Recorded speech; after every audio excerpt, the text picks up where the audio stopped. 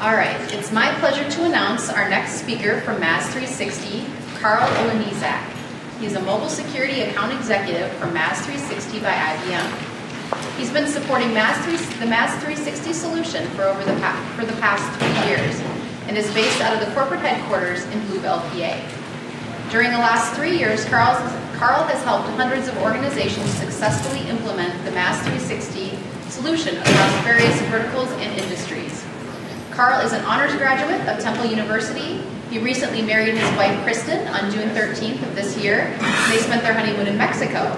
During his free time, he enjoys fishing the back bays of Cape May, New Jersey, and spending time at the beach with his family and friends. Welcome back, Carl. Thank you very much.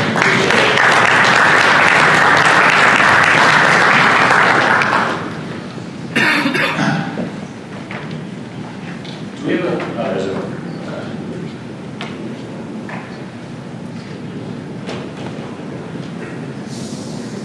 there we go. All right, so there's my presentation.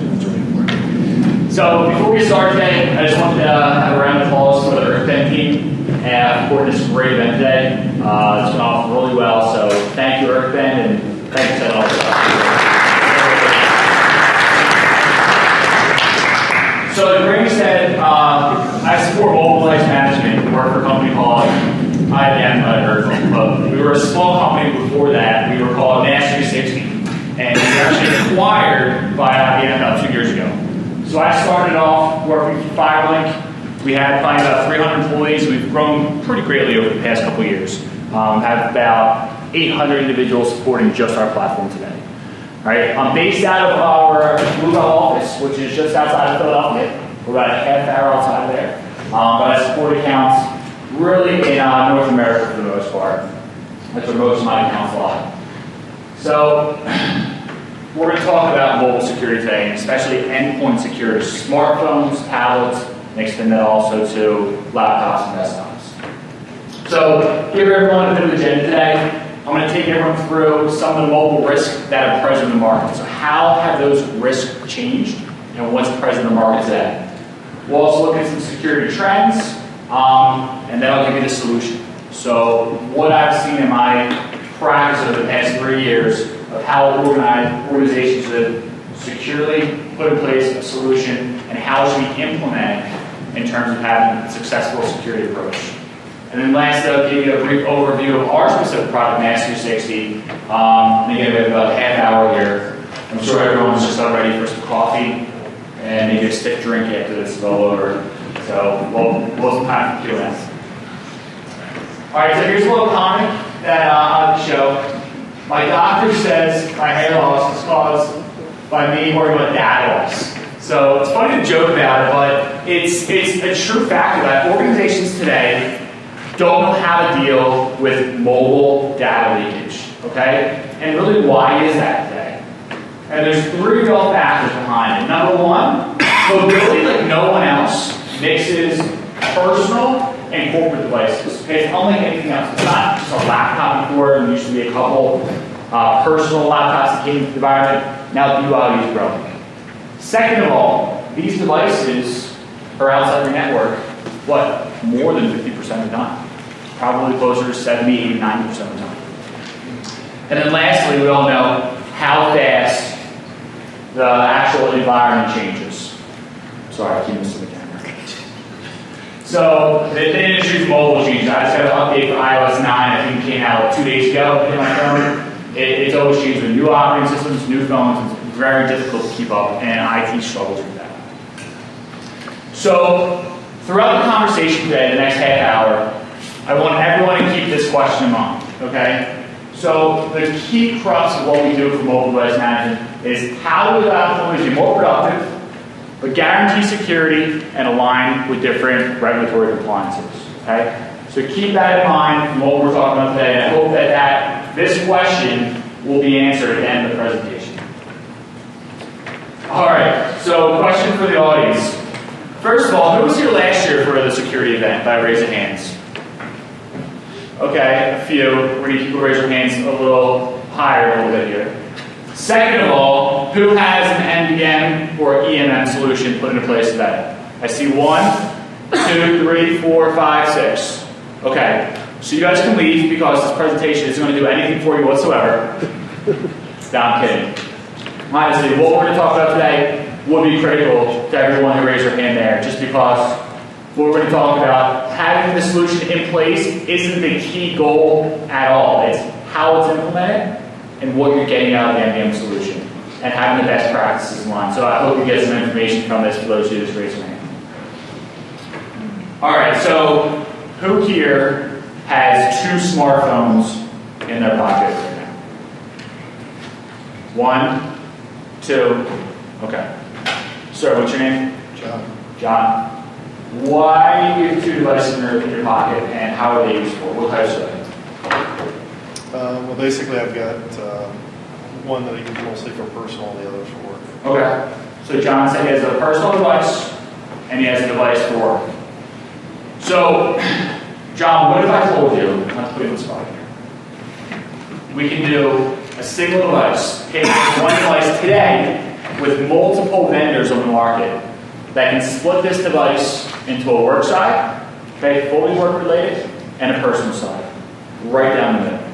And that data on that device will never commingle, completely eliminating any type of data leakage.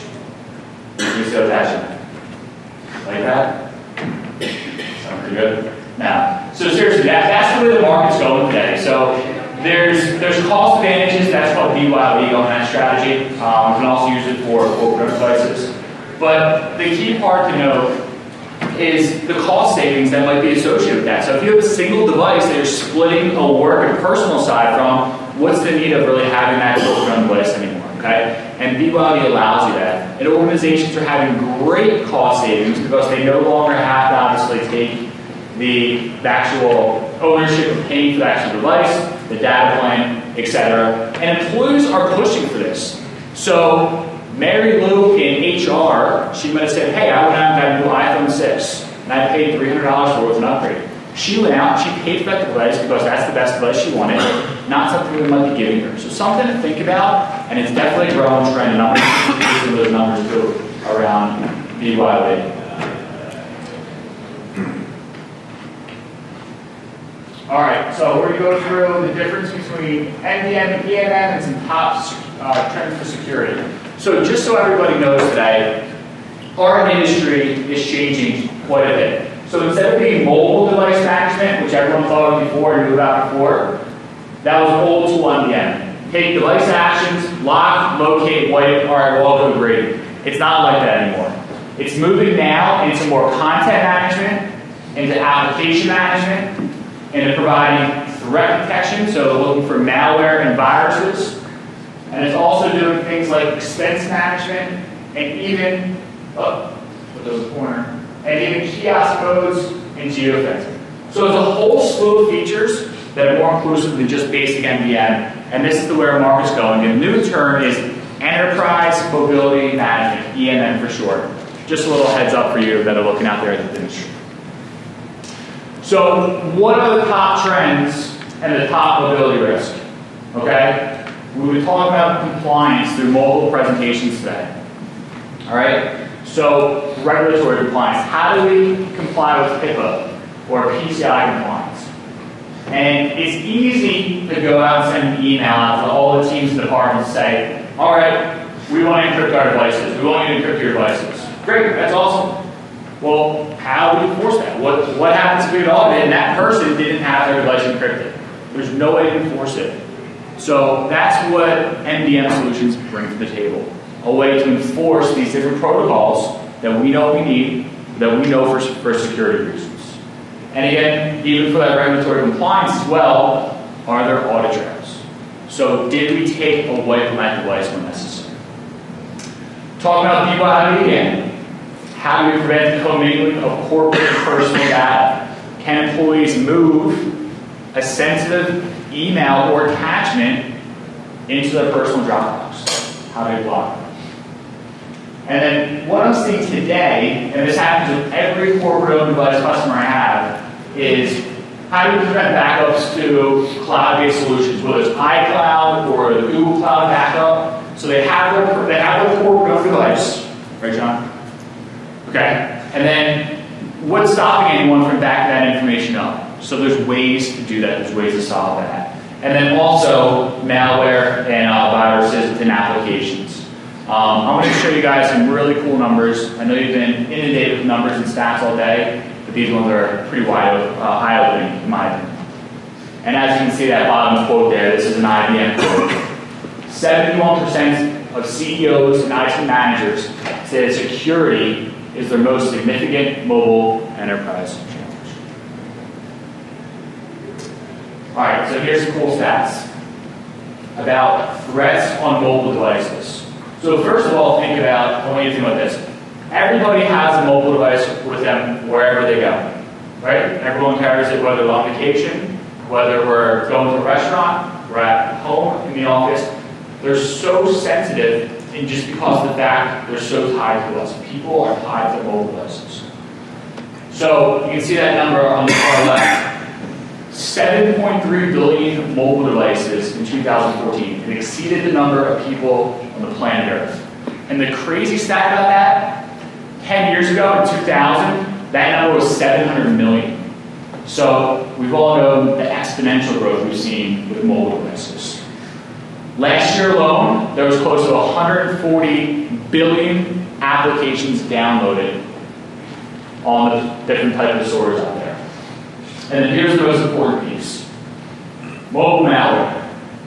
So last year alone, at any given time, this is the United States, there was over 16 million mobile devices infected with malware. So that works out to be, there's about 235 million devices in the US. There's about 100 people in this room. That works out to be about 1%. So one person in this room, where's Rob at? I was going to call him out. Rob Byer's not here. I was going to say Rob had malware on his device. But one person in this room, most likely by stats, has malware on their device in some shape or form. And the way we're seeing this is through applications off the app stores. Okay, so it's downloads off Google Play and iTunes. And don't get me wrong, those stores are secure, but there's always ways to get past that. And last year alone, 100% of the top Android applications, so Angry Birds, all those applications that are top applications that are downloaded, were hacked last year. And iOS, it was 87%. Okay, so the threats are out there, and they're coming through. Now, granted, those threats might not be in the market for long. They might be up there for an hour, a day, a week, but they're out there. So one other stat I want to show you on a slide deck here, and this is around BYOD. So this report from Gartner, actually, and for any of you who are not familiar with Gartner, industry analyst that puts out reports for different MDM vendors and a whole slew of other stuff out there. But Gartner put out this report 3 years ago. So we're approaching 2006. That's probably pretty accurate where we're at now. Close to 38%, that top green area, the very top, 38% of organizations are moving to full BYOD. But the most surprising fact is in 2020, there's only going to be 15% of organizations that have straight corporate-owned devices. So it's something to think about. How do we support BYOD? How do we support our corporate devices? And what are we going to do to secure that and make sure that information is protected? Here's my solution. Okay, so I developed a solution. It's patent by All right, so it's a 4-step approach. So number 1, we want to secure the device. 2, secure the content. Lastly, the apps in the network. We'll take you through these. So when you're looking for a solution out there, we want to make sure that we're securing the device and have some of these basic features that I laid out. So a solution that can continuously monitor and take automated actions. So if somebody breaks a policy rule, boom, that MDM comes into place.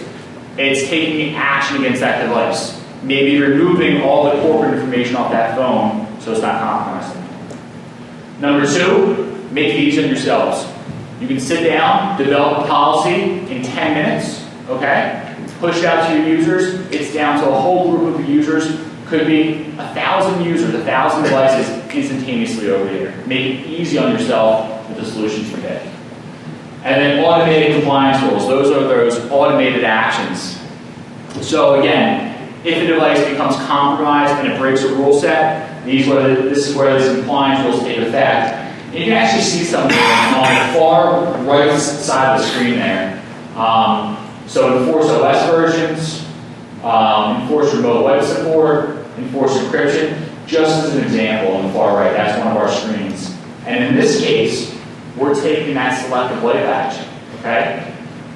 And selective wipe is pretty cool. And a lot of MDM solutions are offering it these days. So instead of just doing a full wipe on a device and taking the device back to factory default, selective wipes actually pull back just corporate information. So if we had EarthBend information, or for EarthBend, on my phone, we perform a selective wipe from the compliance rule, it all gets removed instantaneously. Okay? And then those compliance rules will see when that device comes back into compliance and put that information back on that phone once the phone is back into compliance. But other device actions you can see there are lock, locate, wipe, send a message, buzz, and a few other ones are available as well. Okay? So number one, secure the device. Number two, secure the content. Okay? So the biggest trend in our industry today has been around containerization. And containerization provides us ways to containerize corporate email, corporate contacts, corporate calendar, and even a secure web browser. And any information that will reside in one of those containers is completely encrypted, so outside threats can't come in, okay? And also preventing data leakage. So cut, copy, and paste the internet. Just prevent it. You can also enforce authentication and prevent screen captures. Okay, it's really a best practice not only for BYOD devices, but also for corporate devices for the most security in the market. And most MDM solutions, particularly MaaS360, does offer encryption that's AES 256-bit encrypted. It's always nice to have that. Remember, you're getting all of it. All right, so the third step of the solution is securing the applications. All right. This year alone, 90% of companies are going to be utilizing and supporting some sort of corporate application in the enterprise. Okay. And what you want to look for here with securing applications is not only the ability to push an application to a device. That's pretty easy. It's been done for quite some time. But it's really the ability to whitelist, blacklist, and more importantly, I didn't list this up here, but prevent apps by permission. So if you don't want your users to access applications that have access to contacts or location services, there's ways to do that through MDM and EMM solutions. Great best practice to take back with you, especially for corporate-owned devices as well. Really strong practice.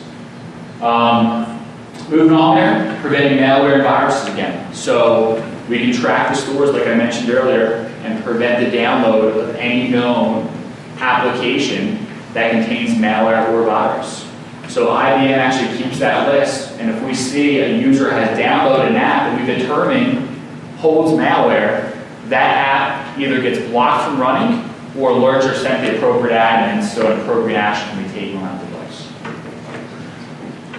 And what else we're seeing here, you can see it on the far right-hand side as well.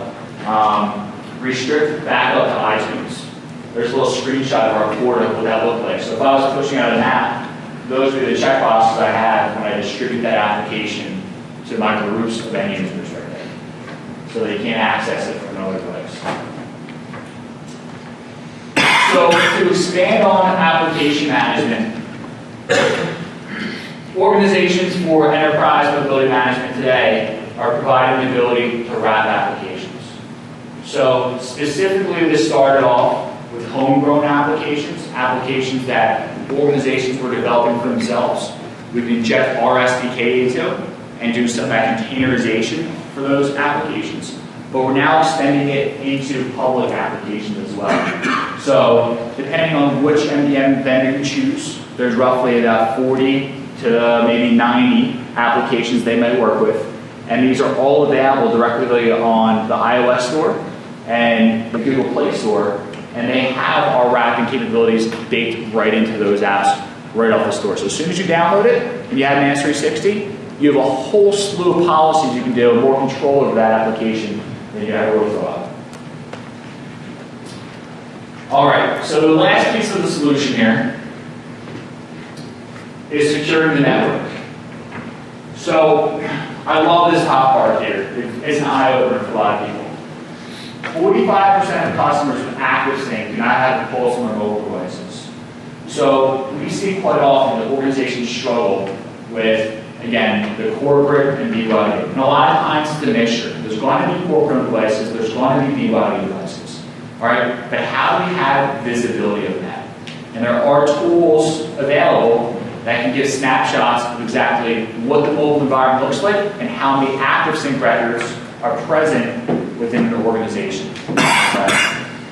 There's also a feature called Auto Quarantine, this third one down there. And Auto Quarantine is amazing for any organization in that it will block any new user that tries to configure email on their mobile device.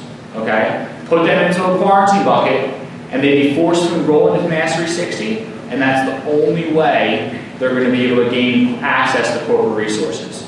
There's never an instance where there's that one person on an iPad that's receiving Exchange ActiveSync or Traveler email on their phone without even knowing about it. We can also, and many MDM solutions can offer Wi-Fi and VPN access that is pushed out in policy so that an end user never sees the password. They simply walk into that Wi-Fi area or that SSID, they auto join because the policy has been assigned to them.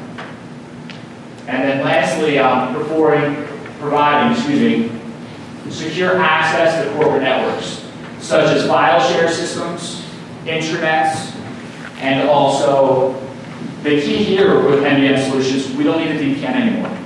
So we can provide that secure access to these areas without having a VPN and create our own secure tunnels that I'll refer to in just a minute, a little further. So what does this mean? IT and mobility is at a changing point now.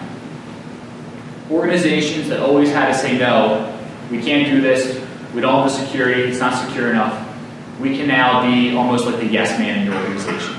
So issues that maybe, like I listed up here, finance, want to do what the heck, sure. Marketing says we share devices, we can now do that, MDM solutions offer that. Engineering is looking for apps, HR is looking for URL filtering, all right, to block what websites people are going to. R&D might say they want file share and sync capabilities. And then lastly, the CEO wants to prevent data leakage. So instead of saying, no, we can't do this, we don't have a solution, there's nothing out there that does it, yes, there is. It's simple. We have a simple and easy solution to do. Brady, how are we on time? 5 minutes? All right, I'll get through this quick. All right, so I'm going to give everyone a little bit of a background of MaaS360. So just a quick little spiel. If you want to talk further about the solution, I'll talk here all night, and I'll buy you dinner too. So MaaS360, we support all device platforms: iOS, Android, Windows Phone, BlackBerry, Mac computers, and Windows laptops as well. And we're 100% cloud-based. So that cloud-based feature there is really what makes us different, very different than other providers. So we're very easy to spin up, very easy to be activated. And sorry, sir, in the back. What was your name again? Eric? No, sitting down right in front of you with glasses. Dan. Sorry, Dan. No problem. So Dan's circumstance we talked about today, we could have Dan spun up with a portal. He was interested in expense management. And in literally, Dan, 2 hours it would take us to do just that expense management for your whole fleet of close to 100 devices. That's how long it would take. It's that quick and easy to do, being a cloud-based MDM solution. And as you can see there, over 10,000 customers. And the coolest fact, I actually just learned this today doing research. I woke up a little early to kind of put some extra things in here. But 24 of the top 33 banks in Japan, North America, and Australia use MaaS360. We're actually the second highest revenue MDM solution on the market right now. Here's a couple great things that our industry analysts say. We're going to skim over that just because we're kind of short on time. Now, MaaS360 has a bunch of features we talked about, such as file share capabilities. We talked about access with containers, and even core basic MDM. The solution is very customizable. So depending on what your needs are, depending on what your goals are around security, we can simply pick licenses and bundles that are going to be applicable. And not only does IBM and my team have the expertise, the EarthBend team does as well. So with implementations, we can really do things really quickly and recommend the best possible solution for everyone. It's a little snapshot of our container, what that would look like. And again, can't stress this enough. If I asked everyone in this room before I started, how long do you think it takes to put in an MDM solution? I hear weeks, months, everything across the board. But literally, it takes hours. And this is right from our marketing team. Close to 60% we're able to be fully deployed in 4 hours, and close to 75% fully deployed in 8 hours. 75% in 8 hours. And a value prop in MaaS360, there's absolutely no charge for any type of implementation support. There's no charge for customer service, and unlimited maintenance. No charge for maintenance as well. So it's a really great platform there with those pieces in mind. All right, we're going to skip over this video. It's kind of funny, but I think there's been enough jokes today. And we'll get to the last takeaways that I want everyone to do. So if anyone is zoning out, didn't have coffee, you have a notepad, this might be the point where you want to pull it out. So take a layered approach from devices, to content, to securing apps, and also securing the network. That's key, a full layered approach. Number 2, you can be the yes man and the person to go to that when someone says, hey, can we do this? Well, you know what? We didn't buy that bundle. We don't have that bundle from our EMM solution. But guess what? We can get that. We can get you up and running really quickly. Okay? A yes man and not two. And then lastly, when you look for solutions, I'd recommend to find a solution that supports device diversity. So going back to our original conversation, when I first started up here, the environment changes so quickly. What vendors can keep up with that change? What vendors can't? And also look for solutions that can provide dual personas. We call it separating work and play, dual personas. So I want to leave you with one quote here. The most dangerous phrase in the language is, it's been the way we've always done it. We've always done it this way, excuse me. So keep that in mind as you're looking for mobility, okay? What worked last year, the year before, 5 years ago, might not work today, okay? And there's solutions out there that can easily help. So that concludes my presentation. I'd like to thank everyone for their attention right here. To wrap things up, I know the break's coming up soon. Everyone's probably ready to jet out of here. But if you have any questions, you don't have to say it now if anyone has one. Otherwise, my booths are out these doors here. Big MaaS360 tent, you can't miss it. Be more than happy to help anyone out. Oh, go ahead. Do you guys deal, it seems like you guys deal with a lot of like bigger, you guys deal with like small to medium businesses? Absolutely. Our average customer size is actually 200 to 400 devices. And we have no device minimum at all. And the price model stays exactly the same. Yep. So if you have 100 devices or 20 devices, the price model is the same. Yes, sir. You guys offer like GPS tracking of the devices? Absolutely. So we can track by last known location on the devices or do a breadcrumb trail of where the device has been over the course of 30 days. And in some cases, we can even enable that location services are turned on at all times. Yeah, because typically the user has to go to turn it on. Good question. Good. Go ahead, back in the red. What modes do you feel are more secure than others? That's a great question. They're all the same.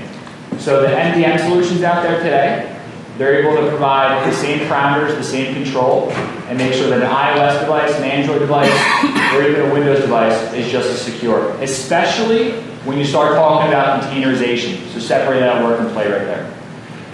And if you want to come back, there's some subtle differences in what we can control and what anyone can control, like an iOS or an Android. But we'll talk about that later. Does it possible for the end user to go through the settings and disable your application? Depends on the device. So Apple, we can do it. Anyone can do it. It's a bit more complex. Android devices, it's right in policy. They can't turn it off, and the same thing with Windows Phone. So yes, across the board, just a different way to do it each time. You mentioned Mac and Apple and Microsoft laptops.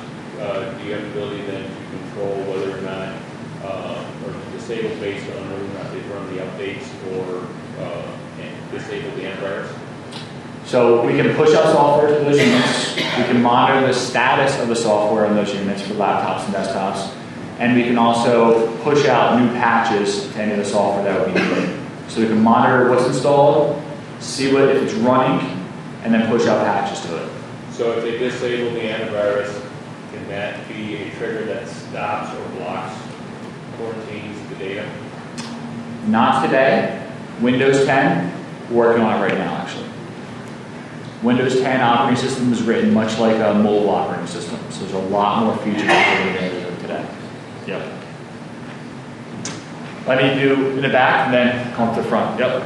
So I know one thing that would be an issue for some users would be having that MDM solution on their personal and work device. So you have the, like you said, the containers. Yep. But those of us that run MDMs know very well that we can browse through pictures, we can read text messages, whatever we want basically on those devices. So how do you deal with the privacy piece? So you're saying if there's an MDM solution implemented on an end user's device, what can the MDM solution or the admin of the MDM solution see? Well, so if you have, if you combine your work device and your personal device and turn it into one, how, two parts to that question. Yes, what can you see, and then how do you handle that privacy question when the user says, well, I don't want that. Yep. So the only thing, I'm so glad you asked that question because I wasn't going to bring it up today. The only thing we see on a mobile device is hardware details. So IMEI numbers, SIM card numbers, operating system things. That's it. We have the ability to track location or applications installed by the end user.